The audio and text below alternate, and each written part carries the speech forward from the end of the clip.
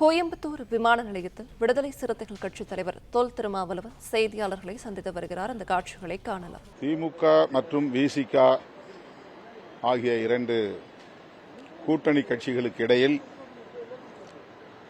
எந்த சலசலப்பும் இல்லை, விரிசலும் இல்லை. அப்படி விரிசல் உருவாகுவதற்கு வாய்ப்பும் இல்லை.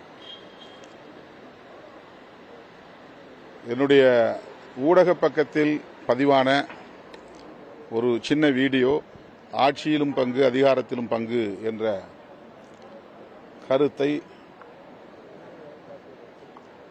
விவாதத்திற்கு பலரும் எடுத்துக்கொண்டார்கள். அந்த விவாதம் மேலும் மேலும் விவாதங்களுக்கு இடமளித்து விட்டது.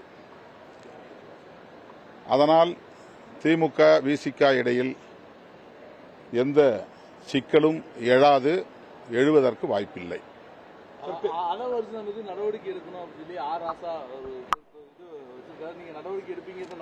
கட்சியில் உள்ள முன்னணி தோழர்களோடு உட்கட்சி விவகாரங்களை கலந்து பேசிதான் எந்த முடிவும் எடுப்போம். உட்கட்சி விவகாரங்களை